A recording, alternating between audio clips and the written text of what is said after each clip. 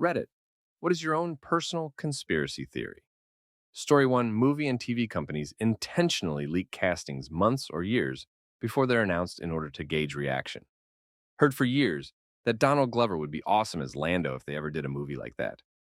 Lo and behold, Disney announces he's been cast as Lando in Solo. I'm convinced he was signed and locked in when that rumor first started. Also feel the same way about John Krasinski as Reed Richards in the MCU Fantastic Four movie. I have a feeling he's been locked in for a while. They're just waiting to announce it. Story 2. The Red Cross, via blood drives, exists to feed vampires. It's 100% benevolent, though. They're trying to make sure that vampires don't have to resort to sucking blood from breathing humans. Vampires have a right to live just as anyone else. And if humans willingly give blood that they think is going to hospitals, etc., then that's just a small white lie, which hides a much larger controversial humanitarian goal. Story 3. The U.S. Postal Service is using algorithms or some other method to estimate the tracking and arrival times of packages instead of reliably scanning individual packages that have tracking delivery confirmation. Why? Because in the past year, I've had packages arrive in my mailbox a week after they said they were delivered. As a seller, I've had customers' packages with delivery confirmation show as delivered that the buyer confirmed that they didn't arrive until days later. This absolutely sucks for consumers who don't get their package but have no course of action because the PO says it has been delivered. And this isn't something that has occurred once or twice. I've counted about 15 occurrences of this in the past year.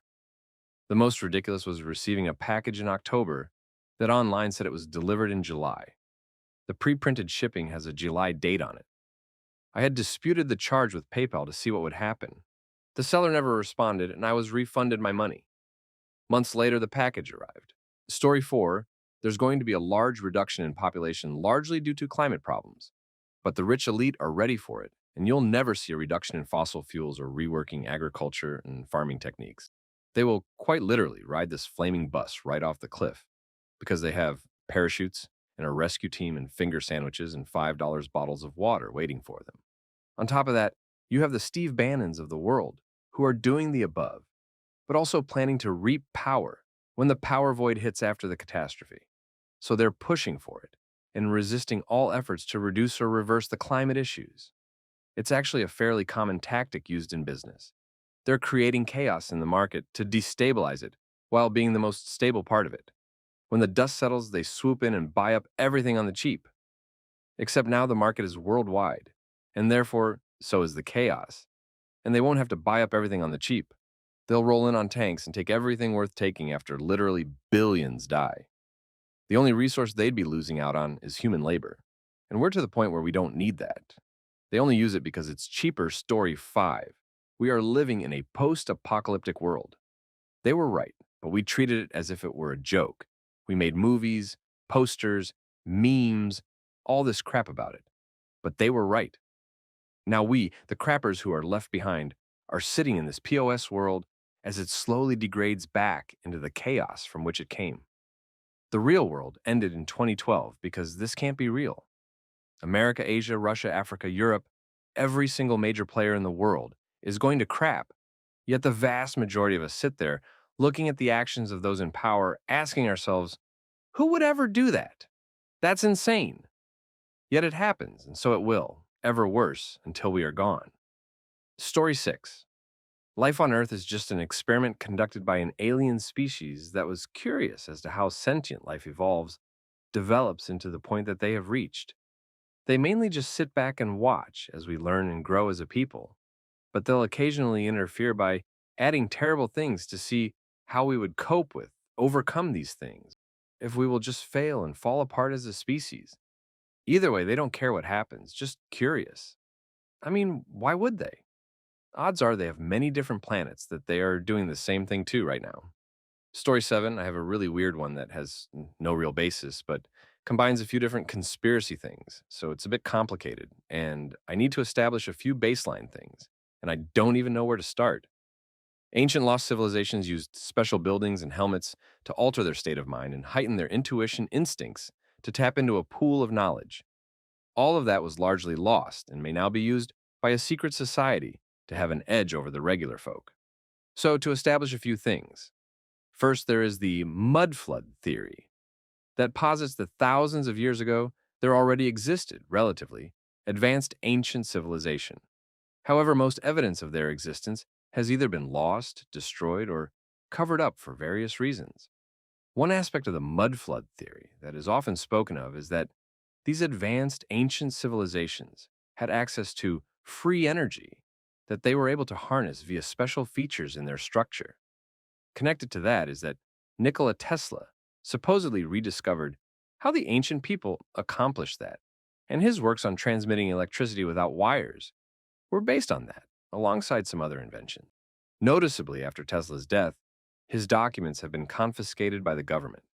Tesla also spoke very highly of the power of human instinct, intuition, which is something some other smart people in the past believed in as well.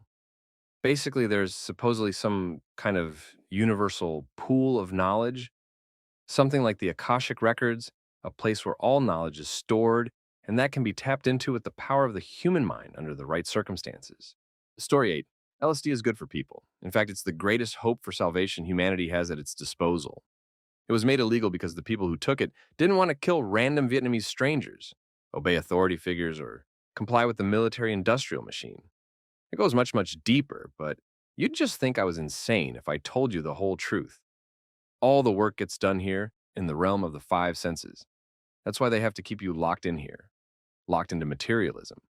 You need to try LSD and see for yourself. You'll see. You'll all see.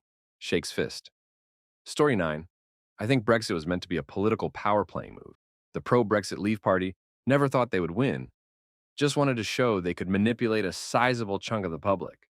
It's the only time I've ever seen the majority of the winning side resign the day after they won. And that's why they changed the £1 coin right before the vote, making it a weird duo metal coin that looks shockingly like a euro coin. So they could turn around and leverage the idea of switching Britain to the euro to buy back good grace with the EU. Story 10. I live in New York City. Whenever the MTA announces they're raising the subway fares, the train service is horrible for about 2 weeks. Like barely running trains, slowdowns so bad it can add an additional 30 minutes onto an average commute, trains taken out of service during rush hour, etc. So my personal conspiracy theory is that the MTA makes the announcement about a fare hike and then purposely does intentional slowdowns and disruptions of service so riders will think, well, if the service is this bad, maybe a fare hike will give them the money to fix these issues. Story 11. I'm not American, so this is more of a passing speculation rather than something I believe in. I think the Republicans and the Democrats are in agreement about many things that they publicly seem to be in disagreement about, and that they have some shady deals that they've struck to run America and the world in a systematic way, no matter which of them rule. That, and I always found it strange that every Republican president is followed by a Democratic president. Story 12. That Meghan Markle is behind her siblings and father trashing her in the news. Here's the theory. So Meghan gets to look like the victim while keeping her mouth shut and having her celeb friends and royal family defend her and call her a good person. Meghan looks like some humble angel because she isn't responding but focusing on her marriage and her baby and her duties. In secret, in return for making her relatives look like crap, she is paying them off. Either way, Meghan is getting positive press. Either her husband or her friends are saying nice things about her, or her siblings are trashing her, which means in turn another 3 articles about how she can't possibly be a horrible person because insert good works here. Either way, Meghan keeps her name in the press. And no matter how good or bad the press is, being mentioned means you're making money/getting attention. Story 13, there's a new coffee vending machine at the library. It costs $1.50 for a cup. So you put $2 in, make your selection, and no change. Every other vending machine in the world immediately gives you your change back as soon as you make your selection.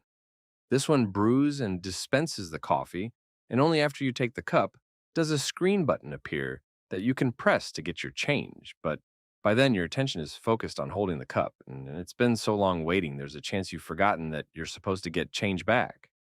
Just saying, there's a method to this madness. Story 14, I heard a joke one time that I find relevant here. A conspiracy theorist dies and goes to heaven. When he stands in front of God, God asks the man, "You've been troubled for so long about finding the truth. Well, today's your lucky day. I'll let you ask a single question and I'll give you the honest answer for it." The conspiracy theorist says, "That's fantastic. Okay, so who actually killed Kennedy?"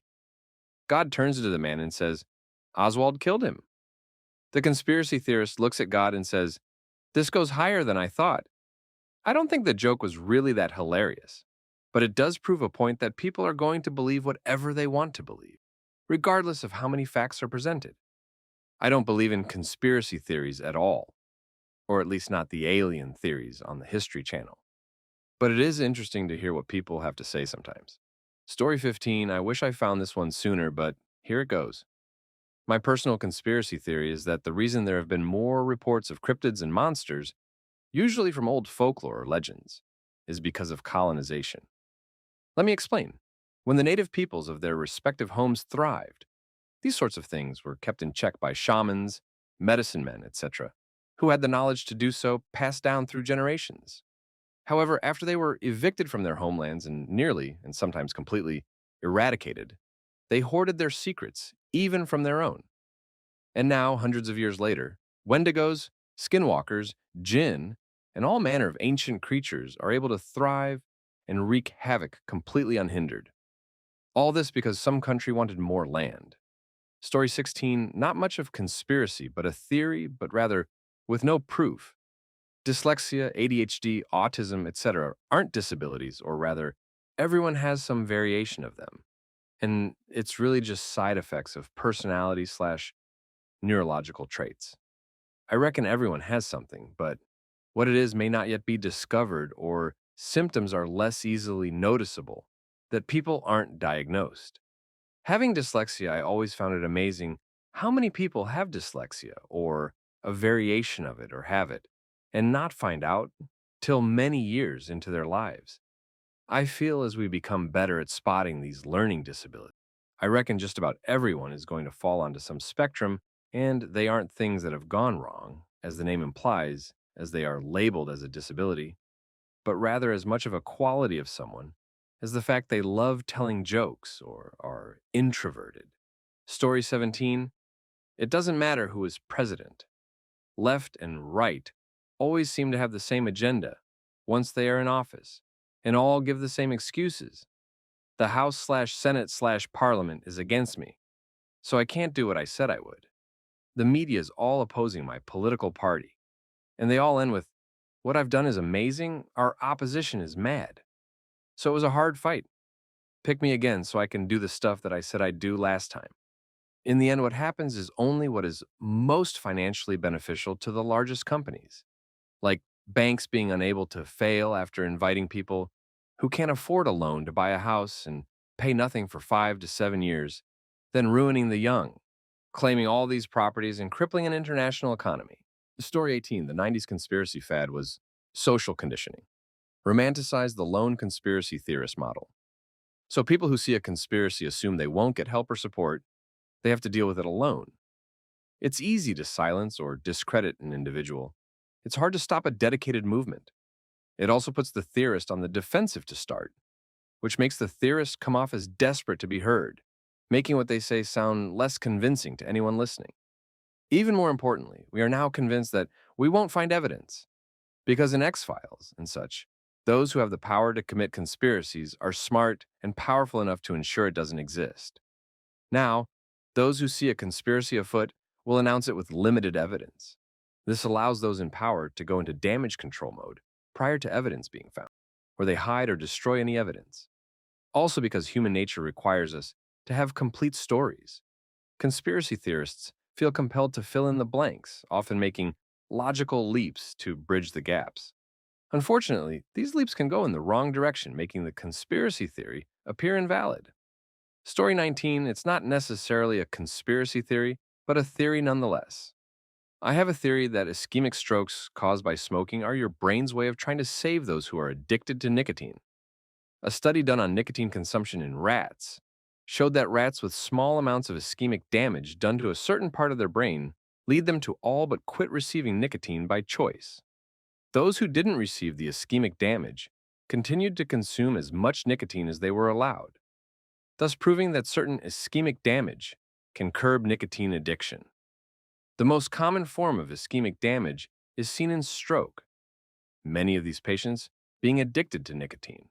I theorize that ischemic damage by stroke in those who are addicted to nicotine is a way of your body trying to preserve itself. I understand there's a lot more to it, but that is the basis of my theory. Story 20. Scientology is an acid trip taken too far. My theory is Heinlein and Hubbard got on a plane together after some summit or show. While they flew on that DC-10 across the country, being men that enjoyed a good trip, they took some acid.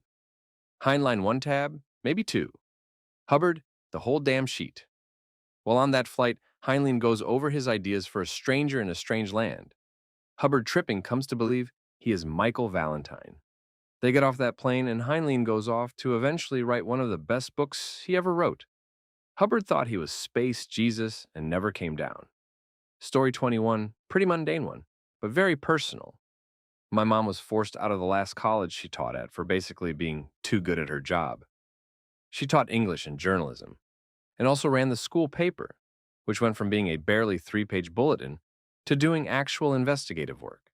One of her students wrote an expose piece on some of the school's shady financial dealings and other internal problems. This was around the time she found out they were denying her tenure, which she knew was bullcrap since she had taught there 4 years and had gotten excellent evaluations every year. She was forced out so someone could cover their ass, no question. She probably could have sued and won, but that would have taken years, and they would have fought it the whole way. My whole family had to move elsewhere. Story 22. Every time the US government misplaces or loses a nuclear weapon, it's because they're actually trying to make an excuse to get it off the books.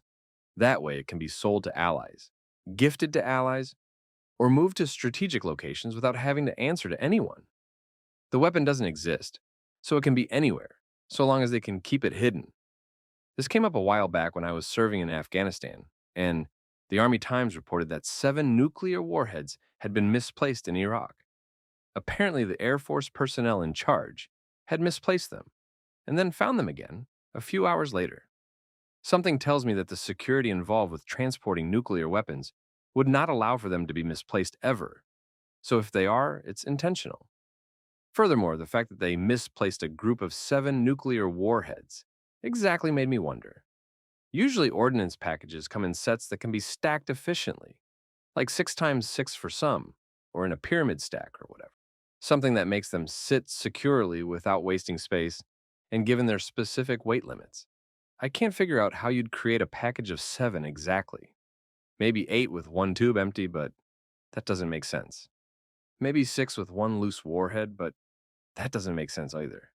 I think there were 8 of them, and 1 went missing, and that this is a deliberate mistake meant to take a warhead off the books. Story 23, I'm convinced all the major internet critics, Nostalgia Critic, I Hate Everything, Chris Stuckman, Jeremy Johns, Angry Joe, Blockbuster Buster, Cinema Sins, Honest Trailers, Ben the Sage, Mars Girl, everyone at Ann that isn't Mike Toole, etc. Who aren't James Rolfe get together in some secret internet chat room or private email server, all watch the exact same movie or show, and come up with a list of things they repeat to their audiences in order to sway popular opinion, and have their reviews perfectly timed out to reinforce their opinions into everyone's minds. I'm excluding Linkara from this because I was absolutely floored when I discovered someone other than me exists out there that acknowledges Ghostbusters 2 was better than the first. Story 24. This is really late, but oh well, chips and salsa conspiracy. I love chips and salsa and I eat it every day. Not because I willingly think I should have more chips and salsa, but because I always run out of one or the other first, and I don't want to waste food. So let's say I ran out of chips and had more salsa, I'd buy more chips. No problem, right? But now I finish up the salsa and have more chips. What am I going to do? Eat plain chips? No. So I run to the store and buy more salsa, and the cycle goes on.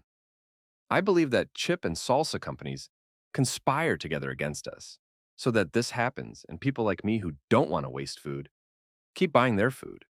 There's probably thousands of more foods that are like this, and I'm singling out chips and salsa. But it's a conspiracy that's always kept me up at night. Story 25. The government is run by powerful money grubbers who are trying to currently divide the country and incite anarchy, thus causing further separation and eventually the collapse of the people with free thought and free expression. Literally killing people that don't do and say and support what they want them to. In my theory, this would be ideal for the wealthiest of the rich because they can continue to grow and shape their pet country until everything they want done gets done. Average people become slaves with no idea of life working in any other way, eventually finding how to manipulate the basic structure of a human to be both compliant and submissive on all fronts. A big side effect of many majorly distributed pills is anxiety, long-term crippling anxiety. Do you sheep see the wolves that are on the fence?